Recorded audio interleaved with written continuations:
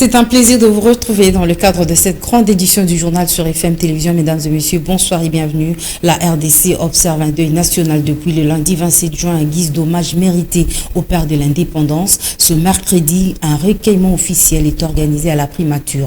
Bien avant cette cérémonie, le cercueil contenant la relique de Patrice Emery Lumumba a été conduit à sa résidence dans la commune de la puis au Palais de la Nation. Joël Bisseba.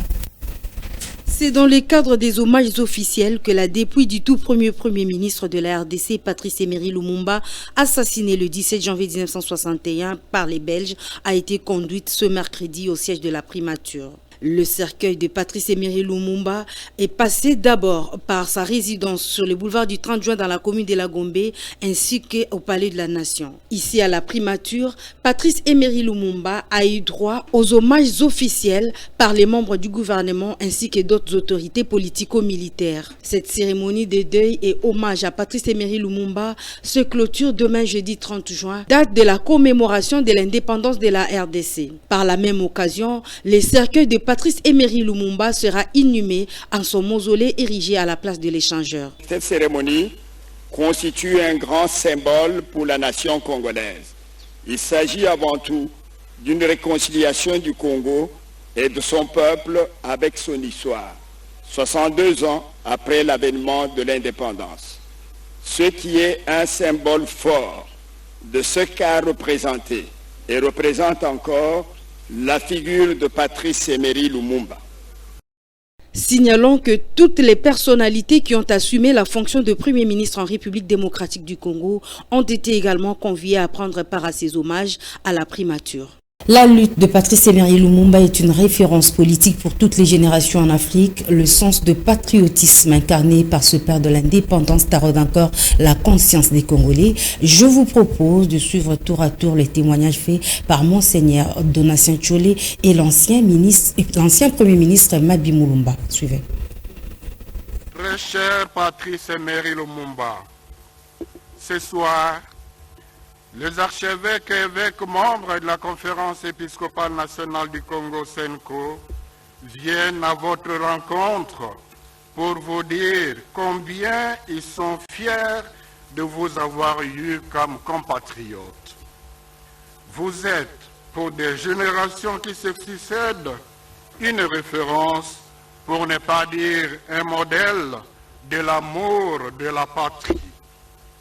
Votre détermination à lutter pour l'indépendance et l'unité de notre pays, au point de sacrifier votre vie, est un combat noble pour la défense de la dignité humaine, dont la liberté est le socle. Lumumba a tracé le chemin à suivre en cultivant l'idéologie de l'unité nationale, indispensable pour faire du Grand Congo un pays qui compte politiquement et économiquement dans le concert des nations. Enfin, Lumumba a fait et fait encore la fierté de notre pays, aussi bien en Afrique que dans le monde, en incarnant une lutte réussie pour la liberté des peuples. Retenez qu'au cours de cette cérémonie officielle, la chancellerie des ordres nationaux a décoré à titre posthume les deux compagnons de Patrice Emery Lumumba, Polo Maurice et Joseph Okito, ont été admis au grade des grands officiers de l'ordre national des héros nationaux par Kabila Lumumba. Suivez.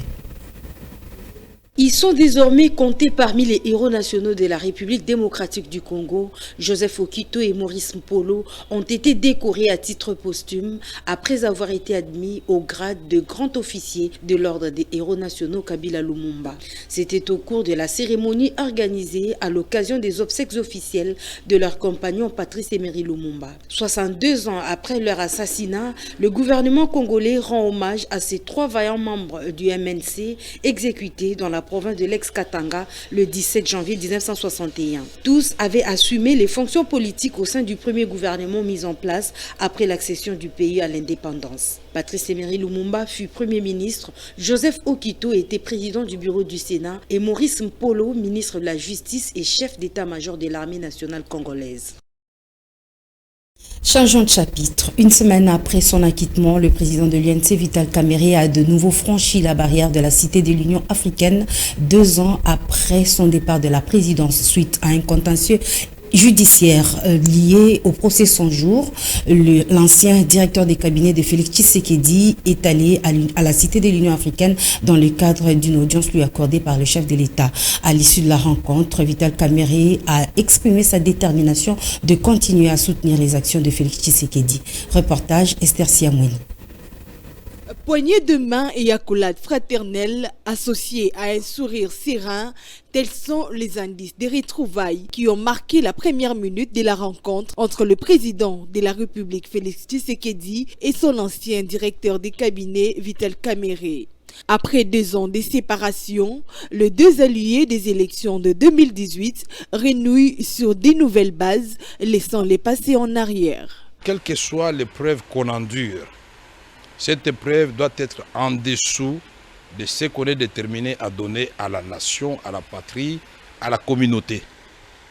C'est en cela que nous allons gagner. La situation sécuritaire dans l'Est de la RDC préoccupe également le président de l'UNC dont le retour aux affaires est imminent. Chaque Congolais digne de ce nom ne peut que répondre à l'appel qui avait été lancé par le gouvernement, par le président de la République, que chacun de nous puisse œuvrer pour que la paix revienne dans notre pays. Et ce ne sont pas des ressources intellectuelles, ce n'est pas la sagesse, ce ne sont pas ces ressources-là qui manquent, mais nous devons revisiter notre outil de défense, les renforcer pour que nous puissions gagner des guerres. Le chef de l'État et son ancien directeur des cabinets ont échangé longuement sur des questions d'intérêt commun de la nation, mais également sur l'avenir de leur coalition. Et dans un autre registre, la paix dans la région des Grands Lacs préoccupe également le Royaume-Uni. C'est dans cette optique que la chargée d'affaires de l'ambassade britannique accréditée en RDC a échangé avec le ministre de la Défense nationale et ancien combattant Gilbert Kabanda. Annie Akole pour le reportage. Au cours de ces échanges, Sophia Willits-King, chargée d'affaires de l'ambassade britannique en RDC, a encouragé les initiatives de ramener la paix entreprise par le président Joao Lourenço de la République d'Angola et Uhuru Kenyatta du Kenya. Pour elle, ces dialogues est souhaité en vue de réengager les efforts soutenus par le chef d'État pour le retour de la paix. La priorité est les discussions politiques entre les chefs d'État de cette région et les efforts de tous les gouvernements pour réengager les efforts qui sont soutenus par le président de cette République pour chercher une retour à la paix et aussi à la prospérité pour toute la région. Cet entretien se tient au moment où la RDC s'est fait agresser par le Rwanda dans sa partie est, précisément dans la province du Nord Kivu. L'armée congolaise dut mettre tout en œuvre pour récupérer les zones conquises par le rebelle rwandais. Restons dans le chapitre de la sécurité. Le ministre de la Défense nationale, ancien combattant, s'est également entretenu avec le président honoraire du Parlement belge, Gilbert Kabanda, et André Flao se sont penchés sur le renforcement de la coopération militaire entre la RDC et la Belgique. Encore une fois, retrouvez Annie Akole. Le président honoraire du Parlement belge, André Flao, a pris tout son temps pour insister sur cette question. Pour lui, il ne faut surtout pas parler d'embargo sur les armes, c'est plutôt question de respect d'une certaine procédure avant de les acheter. Il n'y a pas d'embargo, il faut délivrer des attestations de destination de livraison d'armes en quelque sorte. Et donc, il est clair que tout est dans la nuance.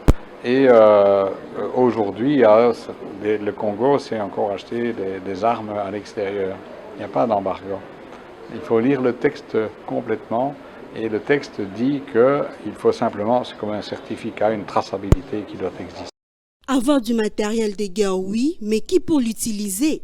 Voilà pourquoi, dans cette entrevue, le projecteur était également braqué sur la formation du personnel militaire. On a beaucoup parlé de formation, parce que comme le dit le ministre, avoir du matériel c'est une chose, mais si vous n'avez pas de personnel compétent pour le faire fonctionner, il y a quelque chose qui n'est pas logique. Donc c'est en ayant une approche pragmatique, comme on peut l'être quand on s'occupe de départements comme la défense ou les forces armées, que nous allons approcher ce prolongement. C'est depuis 2008 que l'embargo sur les armes en RDC ne s'applique plus sur les gouvernements congolais. Selon le Conseil de sécurité des Nations Unies, ces sanctions concernent 2 personnes et entités que le comité des sanctions devrait signer. Vous avez suivi hier à FM Télévision qu'un bus est entré en collision avec un gros camion à Bukavu dans la province du Sud Kivu. L'accident grave a occasionné la mort des écoliers dans la ville de Bukavu. Le gouvernement provincial prend à charge les frais liés au déroulement des obsèques et les soins médicaux des rescapés. L'annonce a été faite par le gouverneur de cette province lors de sa visite sur les lieux du drame. Notre confrère Pascal Ngabouyeka rapporte les faits au téléphone d'Ania Kolé. Le gouvernement du Sud Kivu, bien évidemment, s'est porté garant pour prendre en charge les frais funéraires des enfants qui ont perdu la vie dans l'accident de la circulation qui s'est produit hier ici à Bukavu, alors que ces enfants revenaient des examens au complexe scolaire village d'enfants SOS à Kadutu. Cette annonce est du gouverneur du Sud Kivu, Théo Ngwabidje Kassi, après la visite effectuée à l'hôpital général de référence de Bukavu, où sont internés également les rescapés de cet accident, outre les corps de victimes. Il s'y est rendu aujourd'hui mercredi et il a balancé le message de compassion aux parents des victimes qui ont également passé la nuit à l'hôpital général, ainsi que les parents des enfants blessés. Tous, le gouvernement provincial va prendre en charge le frais d'hospitalisation des 10 enfants rescapés et blessés. Il y a d'autres qui sont suivis dans cet hôpital où ils auront l'assistance psychologique après cet événement malheureux. Donc voilà, c'est tout ça, ainsi que le frais funéraire, bien évidemment, seront inhumés déjà à ce jeudi avec toutes les honneurs possibles. Au chapitre de l'industrie, la RDC dispose désormais d'une norme de panification et de la pâtisserie à base de la farine composée essentiellement de manioc. L'initiative a été prise pour faire face à la rareté de la farine de blé due à la guerre en Ukraine. Suivez. La République démocratique du Congo fait partie des pays qui subissent le choc de la guerre russo-ukrainienne, notamment par la hausse du coût d'importation du blé. Cette situation a occasionné la hausse du prix du sac de farine. Pour faire face à cette crise, un programme à court terme de l'agenda de transformation agricole ATA-RDC, lancé sur initiative du président de la République, a été mis sur pied. Ce programme, qui bénéficie du soutien technique de l'Institut international d'agriculture tropicale, vise la production de la République démocratique du Congo de la farine de manioc pour la fabrication des pains, beignets et gâteaux. Cette farine de manioc est composée de 5% de la farine panifiable pour la boulangerie et 10% pour la pâtisserie. La première phase de ces projets a été matérialisée. Le chargé de mission du chef de l'État, Pacifique Kahacha, était en visite dans les installations de cette agence à palper du doigt les réalités de la fabrication du pain à base de la farine de manioc. Rappelons que ce partenariat conclu entre les ministères de l'Agriculture et l'Institut international d'agriculture tropicale va apporter un développement aux services nationaux et universités dans le cadre de renforcement des capacités en faveur des exploitants agricoles. L'initiative entre également dans le cadre de la lutte contre l'insécurité alimentaire et nutritionnelle en République démocratique du Congo. La tracasserie routière ne cesse d'accroître précisément à Kinshasa à des proportions inquiétantes. Parmi les principales victimes, il y a notamment les motards qui se voient être brutalisés au moment de leur interpellation par les agents de l'ordre. Les détails, c'est dans ce reportage de Annie Akole et Absalom Koubelana. Chasser le naturel, il revient au galop, dit-on. Ces conducteurs de moto-taxi disent beaucoup souffrir par la situation que les policiers, les roulages et d'autres services leur font subir, oubliant que c'est grâce à ces motos qu'ils nourrissent leur famille. Le travail de roulage dans la route, c'est de contrôler les documents et puis réguler la circulation. Mais ces derniers temps, ils arrêtent que des taxis motos. Comme je n'ai pas d'emploi, je conduis la moto parce que c'est une activité qui m'aide à subvenir à mes besoins et à la prise en charge de ma femme. Pour rouler sur le rue, la règle d'art exige un certain nombre de documents. Les Wewa sont conscients, mais renseignent, il ne leur est pas encore exigé l'achat de ces sous-bassements. Tu m'arrêtes, tu demandes le document, j'exhibe le jeton. Normalement, on doit me laisser partir travailler. Mais les roulages nous arrêtent et exigent encore les documents. Si c'est le document qui est la condition pour nous laisser circuler, que le gouvernement le dise. En effet, plusieurs mesures politiques et administratives ont été prises par l'autorité urbaine de Kinshasa depuis l'apparition de ce phénomène taxi-moto pour pouvoir gérer ce secteur. Il s'agit notamment de l'identification de ces agents et de leurs conducteurs ainsi que de certaines mesures de protection dont le port des casques par les conducteurs et leurs clients. Mais également sur la connaissance du code de la route et son respect par les conducteurs des taxis-motos. En société, les habitants du quartier Kakimbwala dans la commune de Mongafula sont fatigués de vivre dans l'obscurité. Le manque de courant génère l'insécurité, surtout dans les heures tardives. Suivez leur cri d'alarme enregistré par Lionel Ngolo et Florent Okita. Affliction, calvaire, torture, désespoir, difficile de prendre un concept et laisser un autre. Pour expliquer la situation qui s'est vue dans le quartier Kimbwala, dans la commune de Mongafula, qui se trouve sans électricité pendant plus de 2 mois aujourd'hui. Les habitants de ces quartiers accusent la SNEL, le responsable de cette précarité dans laquelle ils font face. L'endommagement du câble s'est fait parce que les agents de cabine là prépayés ont fait voler du courant direct. Ce sont les agents de la SNEL. Comme vous venez de voir vous-même, c'est vraiment difficile pour notre quartier quand la SNEL nous a laissés. Ces manques d'électricité profitent aux antipatriotes appelés communément Koulouna qui opèrent dans les noirs, causant beaucoup d'atrocités aux paisibles citoyens. S'il n'y a pas du courant, il y a ce qu'on appelle le phénomène Koulouna partout. Dans les coins sombres, donc vous ne pouvez pas passer sans que vous ayez des dérangements par ces malfrats-là. À la SNEL de prendre ses responsabilités afin de rétablir ses abonnés dans leurs droits. La SNEL, qu'ils prennent en charge, nous, ses abonnés. Nous avons l'argent, nous payons des courants. Nous payons nos courants, surtout notre côté prépayé. C'est là qui paient la facture, ils paient aussi leurs factures. Alors qu'ils prennent en charge cette situation. La population de Kimbwala espère à la réaction vite des autorités car l'électricité contribue énormément au développement de leur quartier. Le quartier Mbanzalemba est ravagé par des têtes d'érosion qui engloutissent des maisons entières. Les habitants de ce quartier appliqués.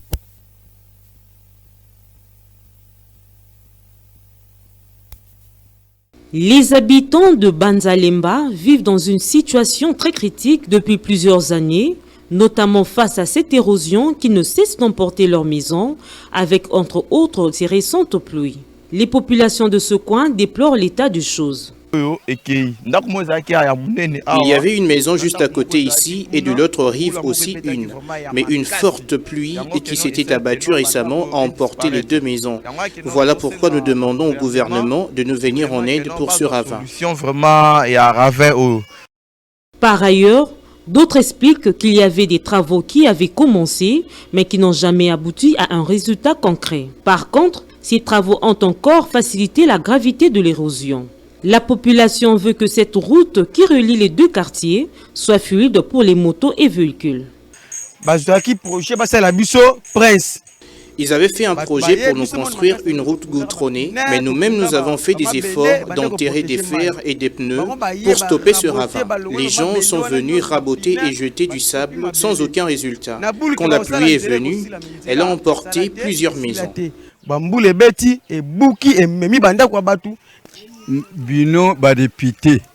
Je lance l'appel aux députés et aux autorités. Quand les gens souffrent, c'est le temps de leur venir en aide pour que ce ravin prenne fin. À partir d'ici, il y en a d'autres encore ici à Banzalemba. Rappelons que c'est depuis belle lurette que ce quartier vit dans des conditions où plusieurs têtes d'érosion menacent les routes et des maisons, occasionnent même des pertes en vie humaine. Et on va prendre ce communiqué de l'hôtel de ville de Kinshasa lié à la circulation des personnes et des véhicules pendant la fête de l'indépendance qui sera célébrée demain jeudi. Et la cérémonie, vous le savez, coïncide avec l'inhumation de la dépouille du tout premier ministre de la RDC et héros national Patrice Emery Lumumba. À cet effet, le gouverneur de la ville signale que la circulation sur le boulevard Lumumba sera perturbée. De ce fait, les dispositions pratiques suivantes seront prises et devront être de stricte application. La circulation vers la Tchangou sera détournée à partir de la 16e rue dans la commune délimitée vers la rocade est dirigée vers l'Institut Lumumba pour rejoindre le boulevard Lumumba devant l'espace Nguindu en passant par l'escar où était précédemment placée la statue de Patrice Emery Lumumba. La circulation venant de la Tchangou prendra la route des poids lourds à partir de Pont-Matete. Il est demandé à la police nationale congolaise de Kinshasa de prendre toutes les dispositions qui s'imposent afin de réguler la circulation dans l'ordre et la discipline. Fait à Kinshasa le 29 juin 2022, le communiqué est signé Gentini Ngobila. C'est également la fin de cette édition du journal, mesdames et messieurs. Merci de votre aimable attention.